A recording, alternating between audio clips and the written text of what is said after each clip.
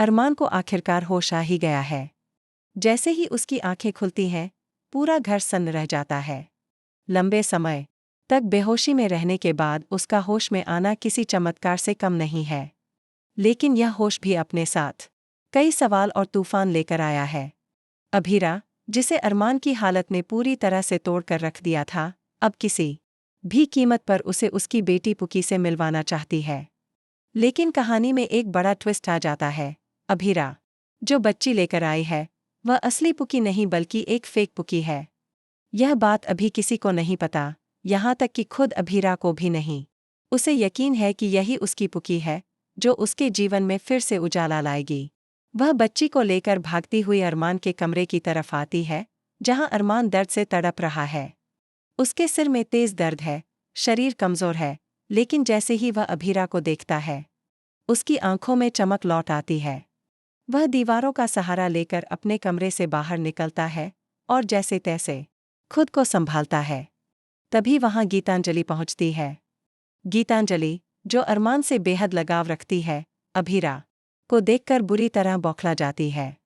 वह समझ चुकी है कि अभीरा अरमान की जिंदगी में वापस आने की कोशिश कर रही है।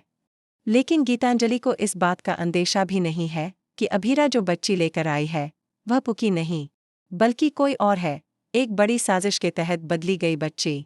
जैसे ही अभीरा अरमान को पुकी से मिलवाने की कोशिश करती है, गीतांजलि बीच में आकर उसका हाथ झटक देती है और गुस्से में कहती है, तुम्हें अब अरमान की जिंदगी में कोई जगह नहीं है। अरमान हैरान रह जाता है।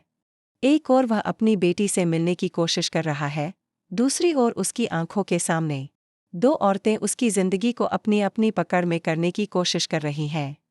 तभी बच्ची अचानक से कुछ ऐसा कह देती है, जिससे सबके होश उड़ जाते हैं। वह अभीरा को मम्मी कहने से इनकार कर देती है और सीधे गीतांजलि की तरफ भाग जाती है। यह नज़ारा सबको झकझोर कर रख देता है।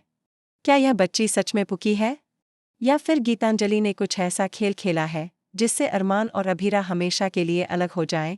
अब सवाल उठता है, क्या गीतांजलि ने जानबूझकर फेक पुकी को अभीरा तक पहुंचाया ताकि अरमान को भ्रमित किया जा सके?